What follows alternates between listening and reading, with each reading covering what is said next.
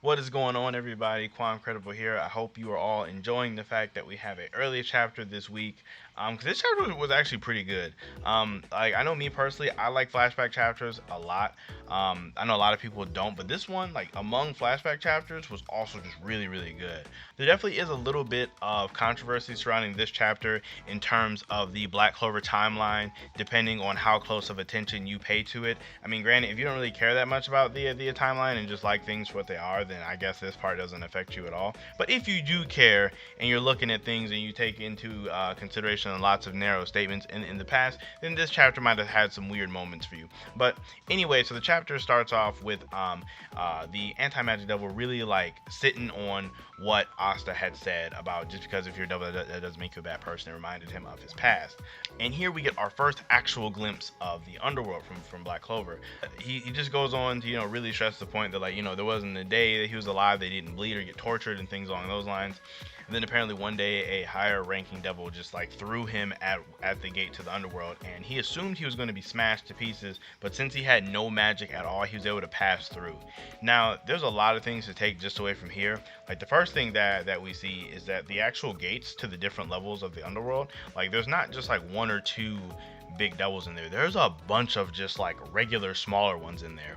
So like even like so when they really start the ritual to like open up the gates, there's not just gonna be one or two devils they're gonna have to worry about. There's like a whole horde down there plus one or two higher ranking ones. So that's definitely something to think about. And then also another thing to take into consideration is that the anti-magic devil states even he like himself, he doesn't have any magic. So like he's very not special in his own right as well, which I really do like that for his story. It's not like he was just specially created to be extremely powerful or he was born amazing or anything along those lines. He was just, he just didn't have any magic. He notes earlier that devils, their biggest sense of enjoyment is torturing humans or messing with humans. But, since he doesn't have any magic and he's already beat up, he didn't care. So he's very different from your typical devil. And then obviously to no one's shock, since he looks like a devil, people are obviously afraid of him and they're calling the Magic Knights to go and like deal with him. And he's all beat up, and this is when he gets found by there's a couple ways that I see to pronounce it. I'm not for sure how you guys are. I'm gonna either go with Licata or Licita. For anyone that says Lichta, where's the H in there? Like the panel's right here. Where is the H where we're getting Lichta? Like it's not there. So I don't want to hear that one, but either Lasita or Licata. I'm cool with either one of those. Now, this woman who has that, uncanny resemblance to Asta was the one that saved him. And then I found this part that was kind of weird because she like introduces herself and then she immediately goes into what her magic is. She basically says as long as it doesn't have mana in it, she can take it and put it into other things as well as take it out. So it's really interesting because you see that she carries this little bottle around, and essentially anything that doesn't have mana innately in it, she can put it into something else. So like, imagine you had to move. Essentially, with her ability, you could kind of just put all of your furniture in like a tiny bottle, and then just like carry it somewhere else, and then just unpack just like that. It's actually a really neat and nifty kind of magic to have. It in itself doesn't really do a lot all like that in my opinion, but it's really cool. It reminds me of narrow ceiling magic, how she can seal magic into things, like she can seal effects into things. So it's like this person can more or less put things in other things. They're very similar in that aspect. And of course the anti-magic devil is really shocked that she's not necessarily afraid of him, but this is because like she knows herself that she's extremely hated because of how her body is. Her body, in addition to her magic type, her body naturally takes magic and life from whatever's near her. So like she's kind of like Henry. I see lots of people make this comparison that she's like Henry, but it's kind of different because hers doesn't seem to be a illness or a curse, at least not to our knowledge now. But Henry's is a curse, so it's different. His is like a curse slash illness. Like so, Henry's comes from something else, and Henry only takes magic. He doesn't also take life force from you. So it's very different. Also, Henry kind of needs that to sustain itself, but that has to go more along just the lines of how Henry's body is set up. But it goes on to she's kind of excited because since the anti-magic devil has literally no magic and he's a devil so I'm assuming the life force thing works a little bit differently. He can actually be around her, and she wants him to be like her kid.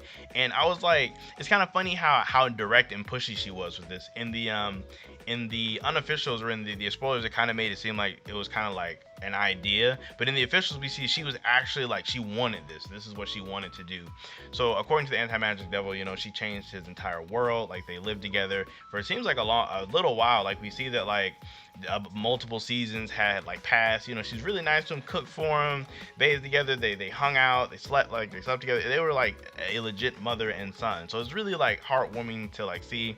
But so we also see that she did call him by a name, Liba. I want to say it's pronounced Liba, which I'm pretty sure some of you have looked it up already. But if not, it's German for the word love. I feel like she gave him that name to be like symbolic. But yeah, there's that. So in that moment, it's when Lucifero takes control of his body. And it's really crazy because this really was just like a random chance type thing. Like he even says like, oh, it's a good thing that I just decided to look into and see like what this lower ranking devil was even up to, or I would have never noticed this. But yeah, Lucifero's like basic idea in this moment is he's going to use Lieb's body. I'm gonna call him Lieb just because it's like shorter. He's gonna use Lieb's body to figure out how to exist in the human world without having a contract with a human, which is what he's doing now. And this would obviously give the devils a huge leg up because this is all they want is to get out of the underworld so they can torture humans.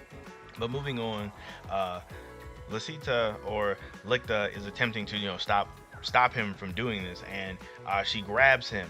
And just based off of how her body works, she can't absorb his life force, because I'm assuming like I said earlier, can't absorb a devil's life force, but she is absorbing his magic. And probably to possess Lieb in this way, he probably doesn't have a lot of magic in general, or it's like he's obviously not at his full capacity. So she's draining what little power he does have while doing this. And she notes right here that she doesn't want to let go again, and is showing her placing a basket down.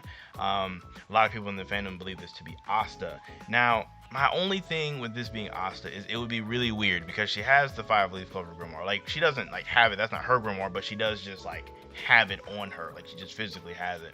So it makes it weird with Nero's statements, because Nero said herself that she watched over the grimoire for 500 years. But in another instance, Nero said she was excluded from the human world for 500 years and then watched over the grimoire.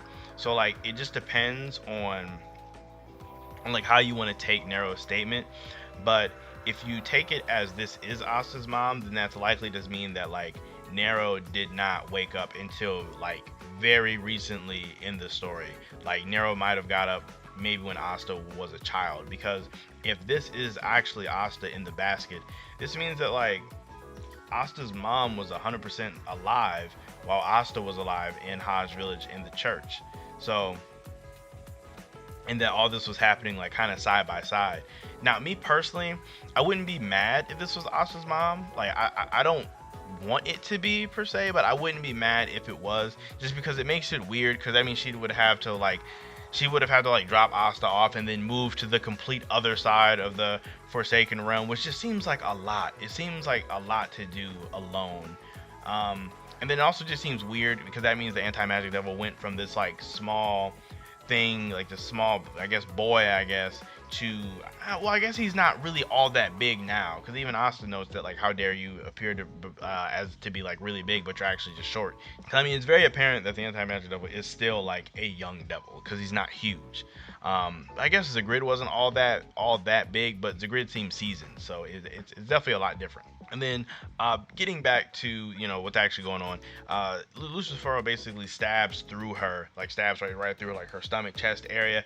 And this moment was so hype. Well, so it was sad, obviously, but it was hype too because it brought me back to the chapter when Dante stabbed through Gauche. And like I remember we all seen that mini flashback part, and everyone assumed it was Asta having a memory of his mom. And lots of people were like, well, this doesn't make any sense because Asta could have been a baby. There's no way he should remember his mom. He shouldn't have any memories of her at all. But it turns out this was actually the anti-magic devil's memory inside of Asta. Like seeing this triggered like some type of like PTSD in him.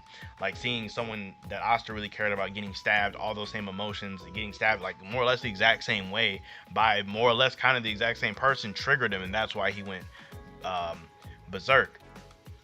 And it's really funny because when you think about it, there's not a lot of impaling injuries that have happened in Black Clover. Like, I can only think of this one and the one with Raya, and Asta didn't see that one. So I mean, it makes sense why this trigger wouldn't have happened yet. Um, Basically, with the last of her abilities, she's able to, drain Lucifero as well as take leave. He doesn't have any magic, and put him inside the the five leaf clover grimoire. I'm assuming this has to do with the fact that it is a five leaf clover grimoire and that he has no magic. All these things work together. And then it's like the end of the chapter here where he's like, all devils are absolute scumbags, and this is why I must kill them all, even if I have to take your body. Now, it's not a direct quote, but that is basically what he's saying. It's really interesting because from this, you can tell he's not really a bad dude. He just wants revenge. And he's never really done anything to make us think that he's a bad guy, but he definitely wants to go through what any means he can to more or less avenge her, and it's very like understandable. Now, one of the big things for me, as I was saying earlier, is the whole timeline. Like I was saying, me personally, I really do think, like, I really don't want this to be Asa's mom, but the way how things are looking in the officials, it kind of feels like it almost has to be, because just how she's referencing the basket, it's almost I feel like it's one of those things where it's almost confirmed. The one thing that annoys me is that in both pictures of, say, Ralph dropping off Yuno and her dropping off what could be Asta's, we don't see the other basket, which is the only thing that has me on the line, and which is the only thing that still has me kind of off. Because at this point, it makes no sense to me personally why Tabata wouldn't show the basket in either flashback, just so we know who got there first. Like, granted, it doesn't matter, but it just makes me think that it could be someone different for this one, because we didn't even see where it was for hers. Like, we didn't see what church it was, or if it even was a church. We just seen her dropping the basket down. Whereas at least for Rouse, we got to see the church in the background, I guess. So there's that. My thoughts on that. As far as the Nero stuff goes, I guess I'm gonna have to reserve my right to think that, like I said earlier, Nero just woke up very recently into the story, like really pretty much within the past like 15 years, like basically after this is what would make sense for when she would have gotten up. I'm very curious to know what you guys think about the Nero thing, as well as if this is actually Asa's mom or not. Obviously this backstory was really good. It was a very good backstory in terms of backstories go. I wouldn't have minded it being like a chapter or two longer. But that's just me personally. It was, like I said, I like flashbacks. Like I said, let me know how you guys feel about it down below. Definitely would like to know you guys' thoughts. I would give it probably a 9 out of 10. It's probably like a 9.5. This is the closest chapter. This is the closest chapter to a 10 in a really long time, just because like I said, I really like flashbacks. But outside of that, I don't have anything else for you guys. Make sure you guys like the video, so sub to the channel. Definitely appreciate all you guys' support. I know I'm saying a lot, but it's only because I want the channel to grow as big as it possibly can, and I need you guys' help to do that. So yeah, enjoy the rest of you guys' day, and I will catch you guys in my next video.